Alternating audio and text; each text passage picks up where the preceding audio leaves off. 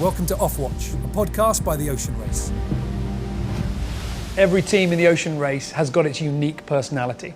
And Team Malizia was certainly really open with theirs in the last edition. And one person in particular won a lot of us round. Rosalin Kuiper, young Dutch sailor who did the Ocean Race Europe and then got a chance to join Boris Herman's team for that race around the world. And now her career is just blossoming. She's going one step further. She's joined Nico Lundven as co-skipper on Team Holcim-PRB, and she's set to skipper that boat for the Ocean Race Europe in 2025. I got a chance to sit down and talk with her about her preparations for that race, about how she deals with lack of sleep on board and not losing her mind in the Southern Ocean. We've been trying to have this conversation for a little while. We've been trying to kind of connect. You've been busy, I've been busy, and all the rest of it. But we both kind of made tonight work, and we're talking now.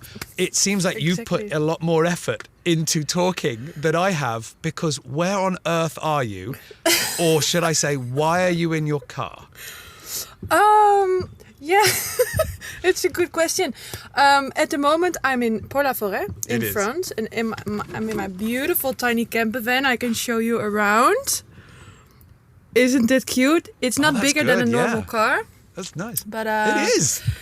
Yeah, it's quite nice. I built it in the COVID time, I'm back at the boat, and I like. Oh, hang on! Sorry! You built this. This is something that you made. Yeah, I made it in the COVID time when there was no sailing, and I finished my studies, and I was like, okay, let's get on with it. Wow. Yeah. Okay. That's pretty impressive. All right. So listen. I want to talk a little bit about what's going on in France. I want to talk a little bit about what you are looking ahead and the new team and the new everything. But before I kind of get to that point, I guess we kind of start at the beginning. All right?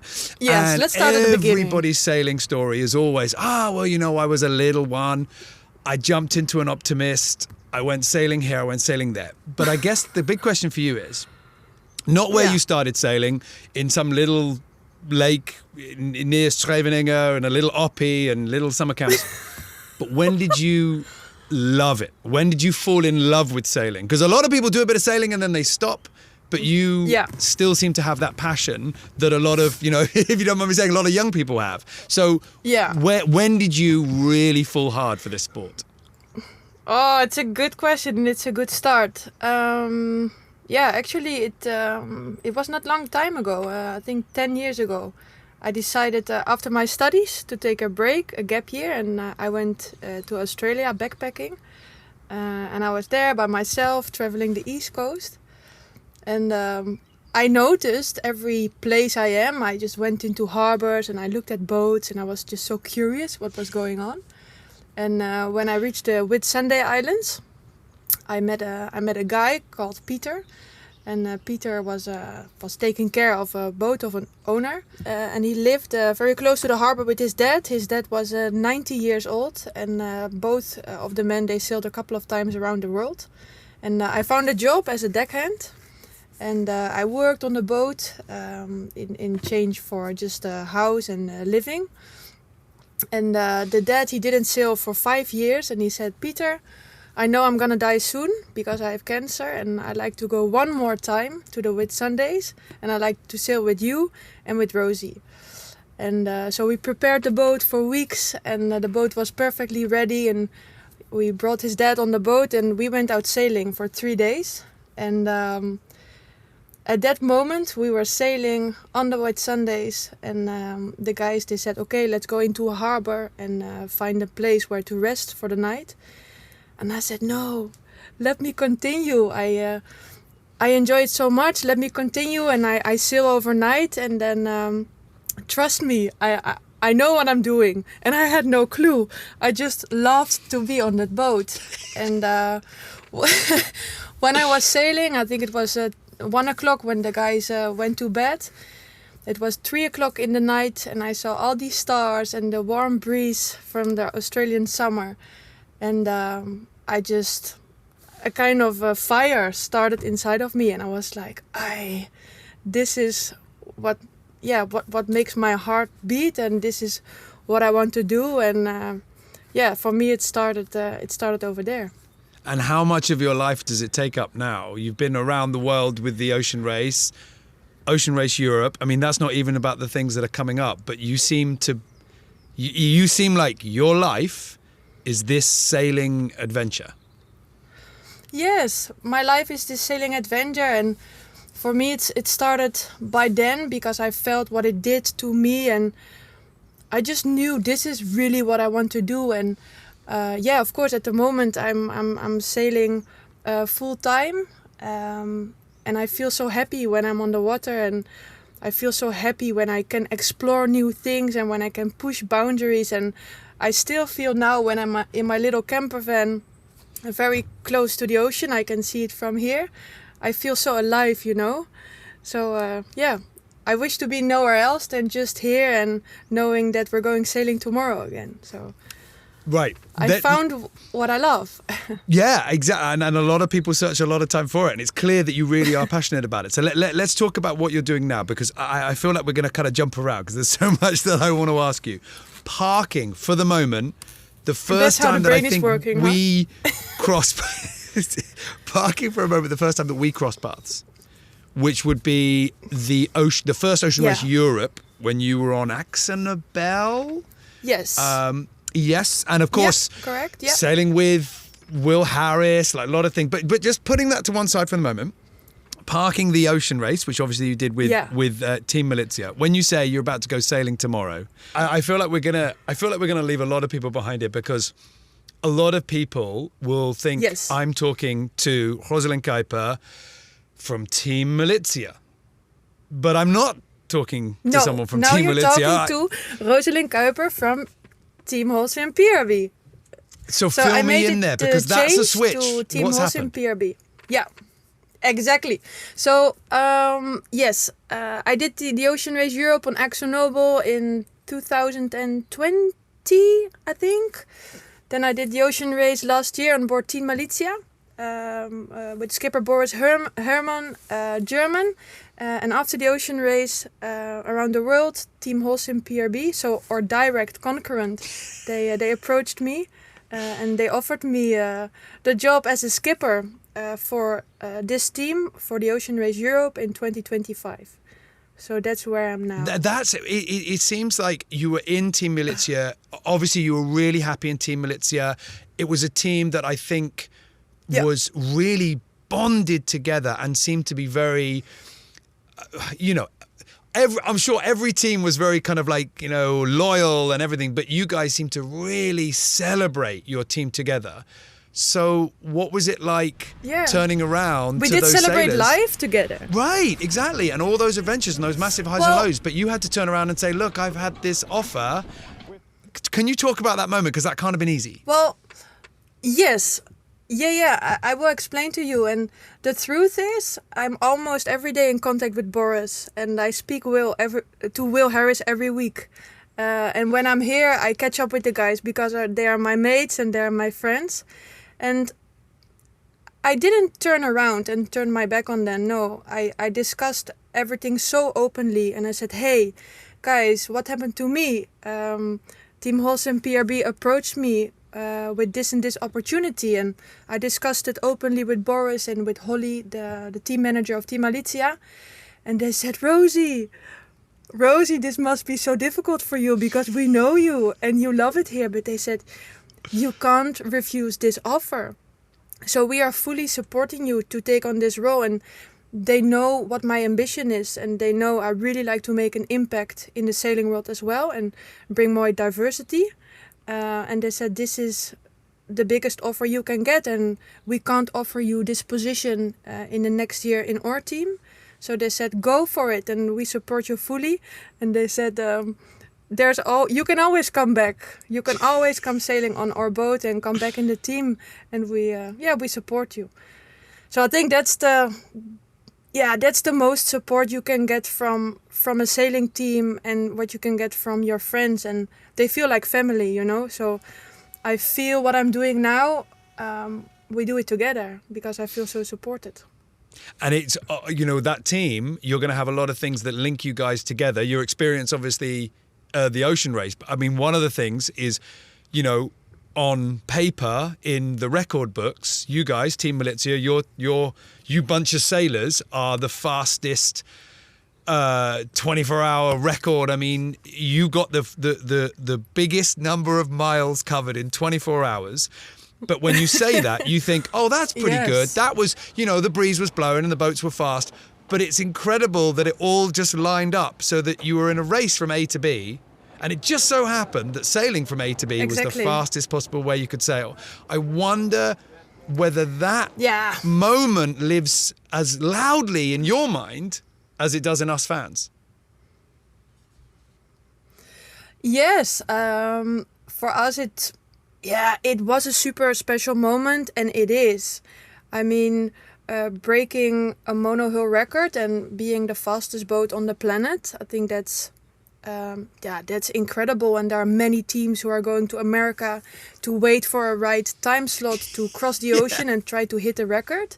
And for us, it was just in that race, and we knew, like, after a couple of hours, and we saw the weather window, we were like, maybe we can break this record, right? And we pushed so hard as a team, and hour by hour, and oh man, we pushed the boat that it was almost breaking. And it was just spectacular. And that's an incredible moment, what you celebrate. And it was a confirmation as well for us, because you're involved in the design of the boat, in the build of a boat, and it was just such a big celebration. Like, we built a fast boat, and we are record holders now. So that's incredible, and I think that's a dream of every sailor. And you talk about breakages as well. I remember every team had some big moments, but all that drama with you guys going into the Southern Ocean. And there was one thing that I really wanted to ask you at the time, but you were a little bit busy right then, laying up carbon fiber and kind of repairing the boat. Never. But one thing that I wondered was, I couldn't help but think, if it was me, and I know we are different. You do your thing and I do my thing for very good reasons. But if it was me, and if somebody and you do had your said, thing well, Neil. Remember, my mother is a big fan of you. Do you remember that? Yeah, I do remember that. I do remember that. Yeah, that's great.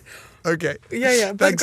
Thanks for that. No, it's like we were in Newport, and the only thing she said, like, oh, I really like to meet Neil. She was like, I don't care about the rest. I just like to have a picture with Neil. So I was the one taking pictures of the two of you, and it was pretty fun.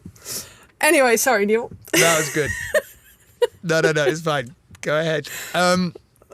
Always nice. As if everybody, I mean, God, when we were in Holland for the race, it was Team Rosie. I mean, it was incredible. I mean, did you realize how popular your adventure had been and your achievements as an athlete had made you? No, I had no idea. And to be honest, it was just an out-of-body experience. It was so overwhelming. But you live so much in your own little sailing bubble. Like, we're on the boat with the 5 of us, and we sail to all these continents, and everywhere where you arrive, you step into a new culture with new people, with different food, but your culture on the boat remains the same. And I had no idea about what was really going on in the outside world.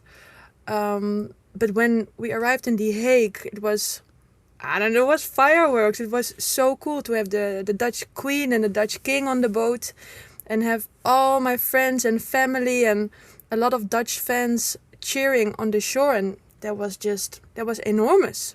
That was incredible, but so heartwarming. What does that do for you? What I mean is, when you get that level of attention, is it a good thing? As in, you go, oh wow, this really gives me a lot of energy, or do you feel like, oh God, they think I'm something I'm not? Imposter syndrome, or is it a boost to your confidence? I mean, I just wonder what that would be like.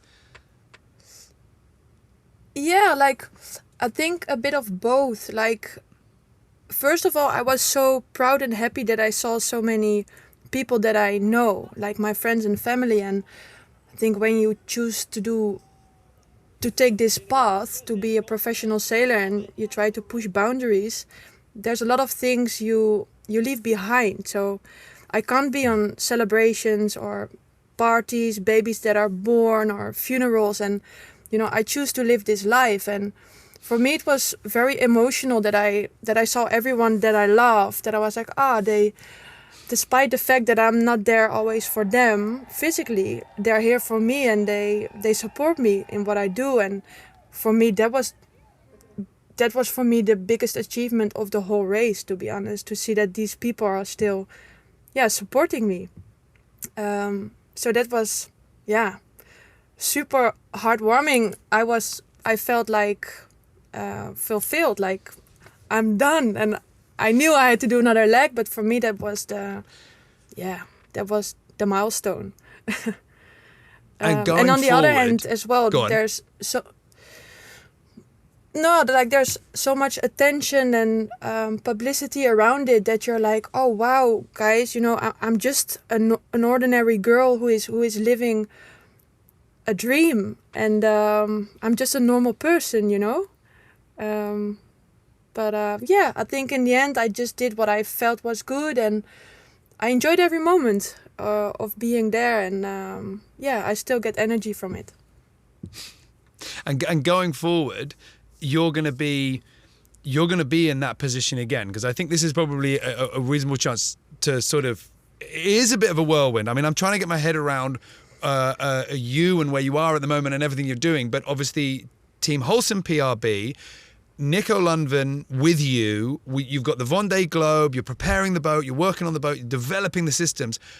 After that, we've got the Ocean Race Europe, and that's going to be, that's going to be you, right? You're skippering that. Yeah. So that's that's a massive job, and that's the situation now. We have 2 skippers, and Nico, we're preparing phase 1, we call it, for Nico for the Vendée Globe. That's starting in November. He's gonna sail solo around the world. And when the boat returns, I will be the skipper of the program, and we're gonna transform the boat again in crude mode, and we're prepared a team to be ready for the ocean race in 2025. And I'm very lucky and happy that both of us are in this position. For Nico, it's his dream to do the Vendée Globe. I sailed with Nico around the world on Team Malizia, so I know him very well. And for me, it's a dream to skipper a boat, and to make it a diverse and international team. And I'm super lucky and happy that we have a sponsor as Holcim-PRB, who's supporting both of us on this side. So, it's a good place to be in. You say you know Nico Lundven very well, so help me out there, because he's a hard one to read. Do you know what I mean? Like, he doesn't quite put his emotions out there. What's the real Nico Lundven like at 2:00 in the morning in a midnight shift?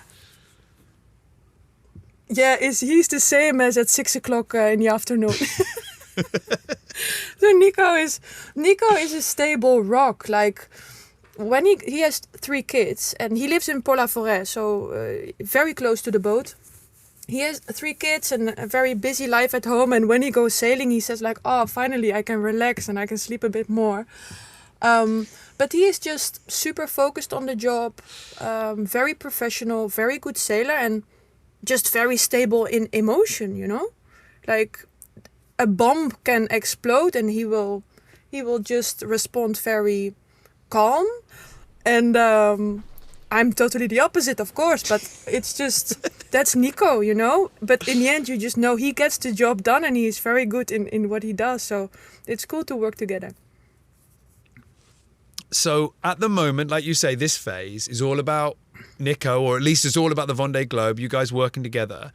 But I'm sure that already in your quiet moments, scribbling on pieces of paper, daydreaming, whatever, you're already thinking about, okay, when the boat's mine, when I've got to build my team. So, every day. So where are you with that? What does the Ocean Race Europe team that you're going to build, what does it look like now? So, Neil, to be honest, I'm thinking about that a lot. I mean, it's a big job, it's a great opportunity, and how is the team looking like? My aim is to build a happy, well-functioning and international team. And that's the aim for now. And I have plenty of ideas. But what I find most important is to give all the sailors and everyone a chance to be able to sail in our team. Of course, we can't go with 100 people on the boat, but at least I find it important to give everyone the chance, and that's what I'm fighting for, and that's how it will go. What ideas are you going to steal from good skippers, from good teams that you've been in before? What ideas are you going to take? Whether it's tiny things like, oh, just a little word here, a little phrase, or big ideas. Give me some of the insights. Well, I have a background in psychology, right? I specialize myself in team dynamics and organizational structures. And I would be super keen to set up, how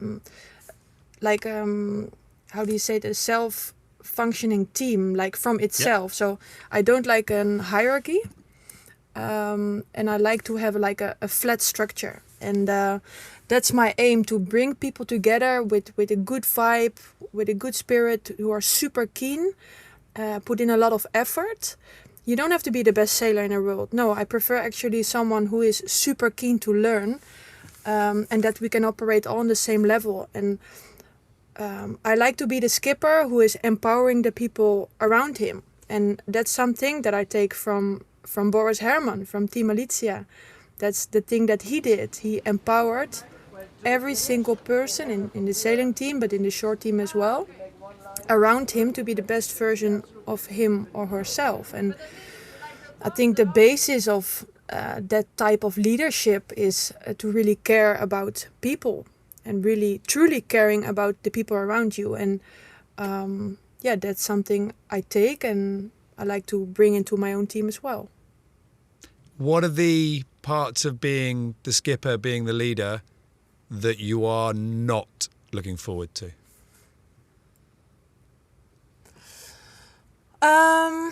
It's a good question. I'm kind of trained to always see the positive sides of it. But I know in the end, being skipper means as well that you're responsible for the people on the boat. And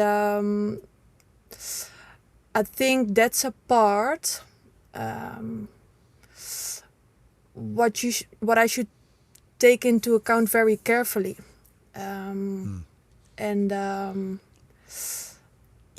I think you will see tough moments as well. But I think that's something you should face. And with the right team around you and the right support team, I'm sure we can find a good way. But I don't think it's easy. Like I work with many skippers in many teams together, and it's not easy to have that position. I was talking to Chris Nicholson a number of years ago, and we were talking about hero. the moment. I was, good guy. Hit a big island once, and the problem is I always bring it up with him. And but I was talking to him about, at that moment, did you suddenly realise, oh wow, I'm responsible for all these people, and we're in this dire situation? And he said, no, I'm always thinking that.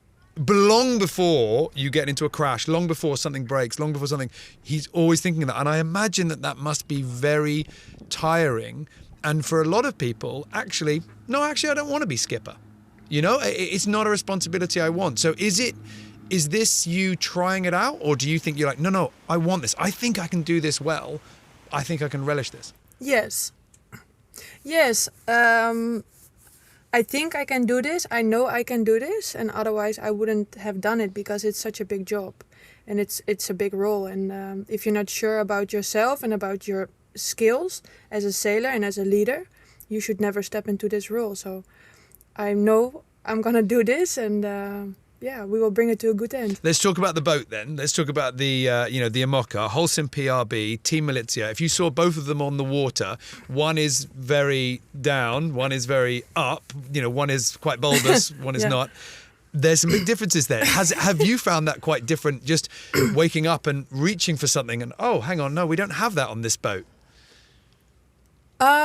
So in November I did the transatlantic crossing with Team Holcim-PRB, and it's just if you sail around the world for half a year with one boat and you sail on a different boat, it's just weird. It's just like, oh, this is not working. And sometimes you say, oh, wow, this is actually super handy and smart.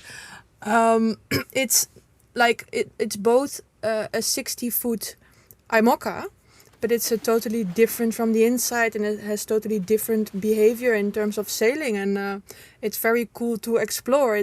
You're sailing a new boat. You know, Holcim-PRB has sailed around the world, but for Nico and myself, it was like stepping on a brand new boat and really exploring, how to tweak and to tune this boat again. It must be interesting for those people with Team Holcim-PRB that they finally get a good amount of insider knowledge from the people in Team Malizia. I mean, you've now sailed on 2 IMOCAs, and that, I imagine that gives you some advantage to know what might be a good thing to do.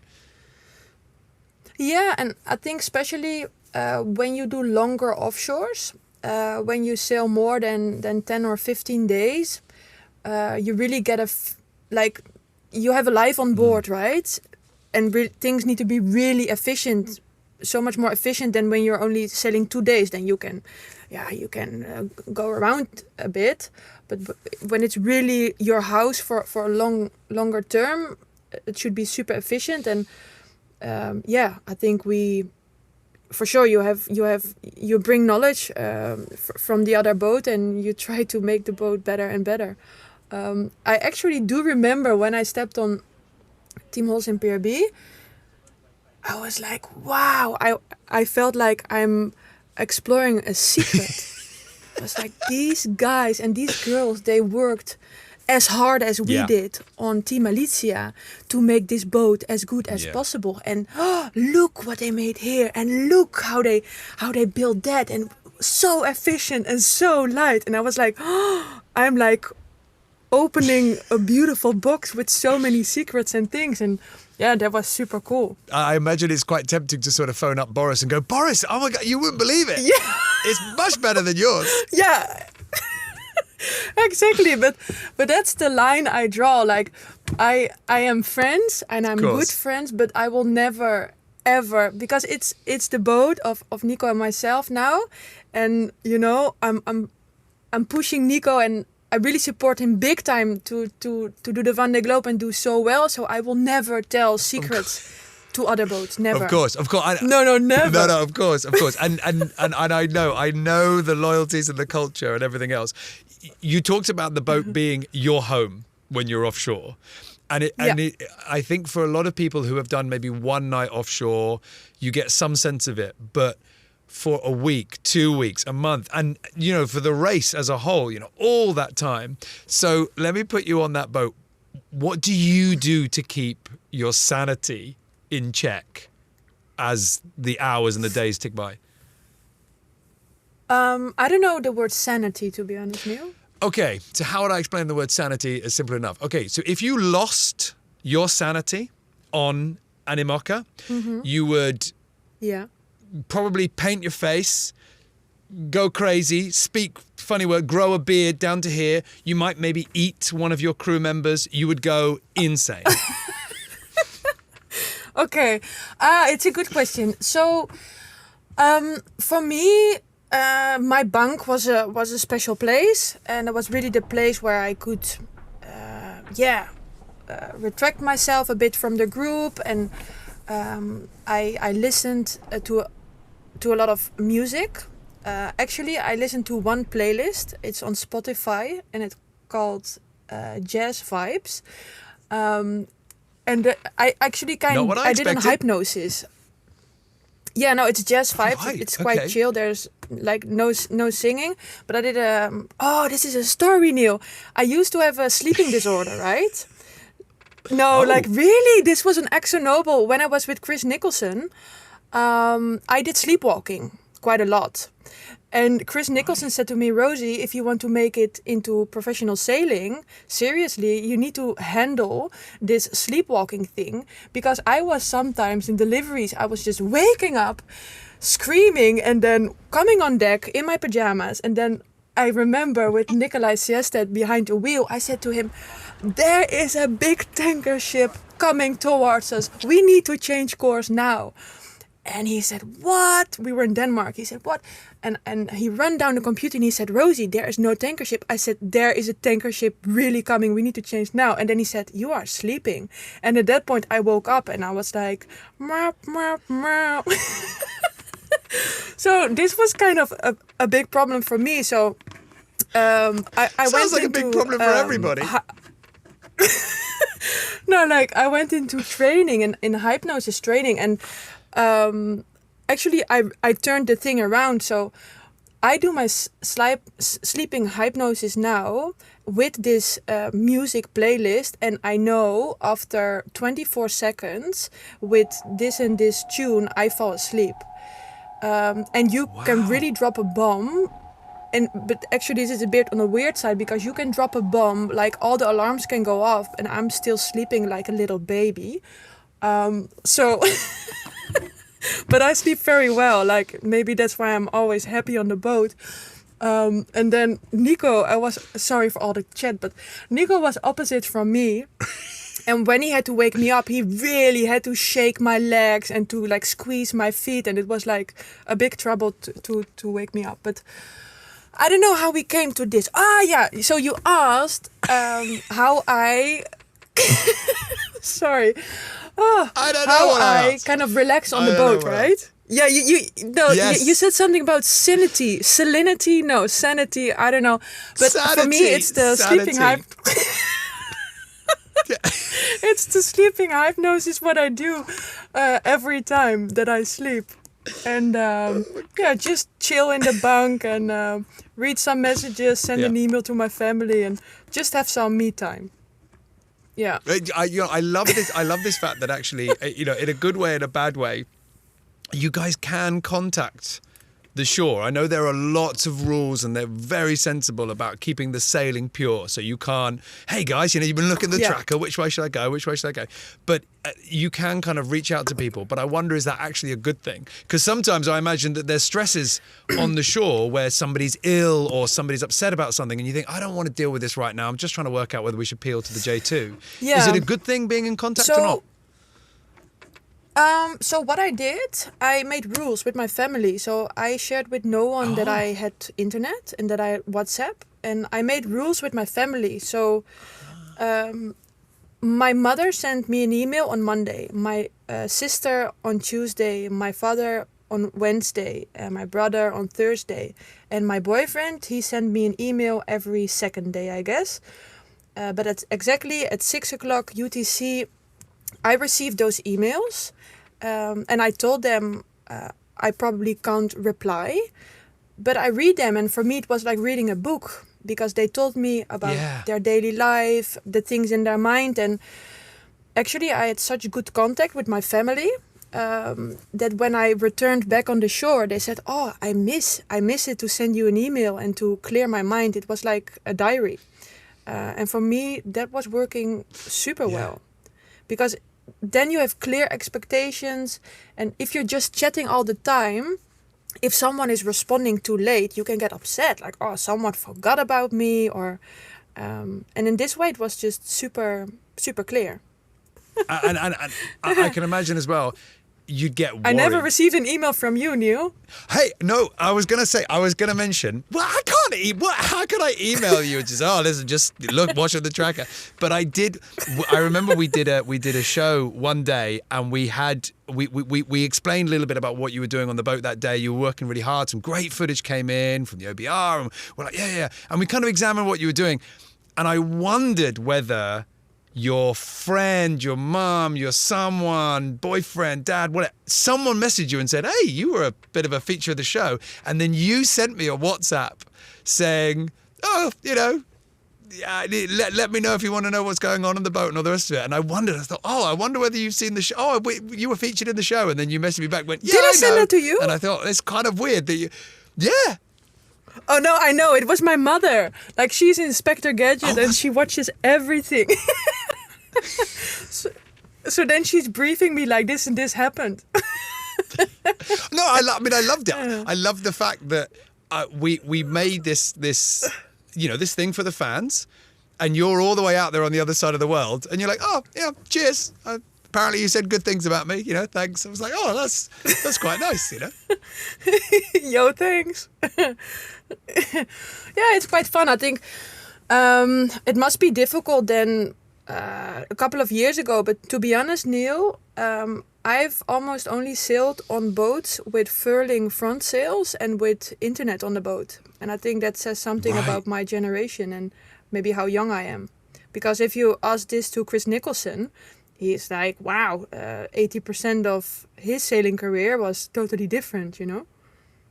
Yeah. It says something as well about how the sailing world is changing, I guess. We could not agree more. And there was a sailor that did the last ocean race that had done previous editions as well. And I know for a fact that they actually sat down with their team and they said, we shouldn't have any contact because I don't want you stressing. I don't want husbands or wives to be texting saying, oh, you know, the car's broken down or, oh, whatever. I don't want you to have that stress. So it's interesting that for you, yeah, I've grown up as a sailor with it. It's fine. But for other people, it has been an interesting thing to kind of get themselves used to. But I imagine it's a big comfort when you do need to reach out. Yes, it's a big comfort. And I think if you make clear rules, and we had clear rules on the boat as well, like we only use our phone in the back area where the living space is and where people have free time, and you're not going to text or call or whatever you do in the cockpit. And we made clear rules about that. We discussed this multiple times. But I think in our team as well, we all see the value of media and sharing the story, and it gives us energy. It gives myself energy as well to share. And actually, I felt so much support from the media and from people who are following the race. It gave me big time energy. And I think if you see it in a different way or you feel it in a different way, then it's just very demanding to do all the media things as well. But I think it's part of our job to share the story with everyone. And to give the sponsor visibility as well. I think that's part of the job. Yeah. Whether you like it or not, you're inspiring the next generation. And you've done a very good job so far, and I'm sure you're going to continue to do it. But it must be sort of hard work. One thing I do wonder about you in the future, because I remember seeing you on Team Malizia when it was that funny time where maybe you were on watch with Nico or Will or someone, and they'd go, oh, I'm just going to have a half an hour sleep. So there's that point where you've got all the winches, all the controls for half an hour or whatever, and you're like, this boat is mine. Yeah, that's and the best moment. And it seemed like you had music blaring. You're right, and you're dancing away, and you're absolutely going for it. And I looked at it and I thought, surely this person is going to do some big solo sailing at some point in the future. Ooh, good questions. To be honest, I don't know. So I really enjoy when the whole dance floor is mine and all the guys are sleeping like little babies and I can just hammer it, you know? I have this tune in my ears and that's good. You know, you feel totally alone with the boat and you feel one with the boat. But I have to say that I'm so happy to share the vibe with other people. And to be honest, I think it's dangerous to sail alone. Like literally what these guys and girls are doing out there going solo around the world. I'm like, wow, what if this? What if that? I mean, maybe I'm too conservative in that case, but I just find it super dangerous to do that by yourself. And I just like to enjoy the vibe with other people, and if you're up you can share your good energy with someone who is down and vice versa. So I like to work in a team, I guess, but say never never. Maybe I go solo around the world in 2028 and then I hope you send me an email. Okay, if you go solo around the world in 2028, I will send you an email. If that's all it takes, that is not a problem. I'll need your email address, but I'm sure we can work that one out. So just finally, before I let you go, because I know you're going to go out tomorrow, like you said, the boat's had a refit, you got this big day, you're doing an awful lot. Just putting the sailing to one side at the moment, you are really busy, right? I mean, because do you live in France now? Aren't you like building a house somewhere and you've got, family and relationships and all the rest of it? I mean, how much of your life is sort of being juggled right now? Yeah. 100%. No, to be honest, it has been quite busy the past years, and especially after the ocean race, I lost 7 kilos since the finish of the race. So I look a bit slim. Wow. Yeah, I bought a house when I was sailing around Cape Horn, actually.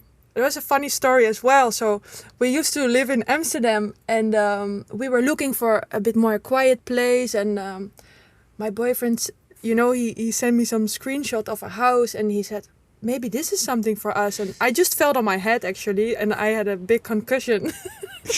But I said, no, I think we should buy this. I think this is fantastic. This is exactly what we're looking for. And he asked me, are you serious? And I said, yeah, I'm more serious than ever. So actually we bought a house then, but we bought it's such an old house. So the past half a year we did a big renovation and we knocked down all the walls, and it was quite a lot with building a house, changing jobs, with all the responsibility. So that's where I lost a bit of weight. And now I'm in France again. So the house was finished last week, and 2 days later I left again to live in my tiny house. But I'm happy where I am. It's good to be back with the boat, and I'm happy that I have a stable place now in the Netherlands, because the last 7 years I traveled a lot. I was a lot with teams, lived everywhere and nowhere. And I'm happy that I can return now to a stable place, and I'm happy that my partner is sorted as well. I remember seeing you in the bunk, bandaged up, and I remember thinking, I really hope that they look after her so that she can't fall over or anything. And now I realise that they should have taken your mobile phone away so that you couldn't buy a house while suffering from concussion. No one saw that coming. Yeah, it was quite funny. And actually, when I arrived in The Hague, we were only 4 days in The Hague, and it was a mental experience. And I had to go to the notaris office, the people who are doing all the financial things with the house, and I had to put my sign there. And I was there. I didn't shower for a couple of days. I was just in my sailing clothing, and they looked at me like, is this girl really able of making his decision like this? But it was quite fun. Yeah. Nice. But no, things are settled down now, and it's good to move forward. And I'm super keen and motivated of everything what's in front of us. Well, listen. But it was a bit a hectical year, I have to say. Yeah, it was a bit of a hectical year, but the concussion is gone, so no more houses for now. You can work on the one that you have. No. We're done. We'll hit the pause on that one. Look, we're going to leave you. I'm going to leave you to hunker down in your lovely little camper van that you built by yourself. I mean, I'm so impressed. Yeah, I'm going to make a cup of tea. Look at this. It's fantastic. You really don't sit still. It's really impressive. It's really impressive. And I know you've got a big sail tomorrow. And thank you very much for giving the time to sort of squeeze this little chat in and a little bit of a catch up. I'll keep an eye on everything that you guys are doing in Team Holcim-PRB. Yeah, that was good fun, actually. Good. I'm glad it was, because you've got a full day of working on the boat tomorrow, and then you've got a big adventure ahead of you, building all the way up to the Ocean Race Europe and beyond. And we wish you all the best. Thanks. Thanks a lot, Neil. It was great chatting with you. Thanks.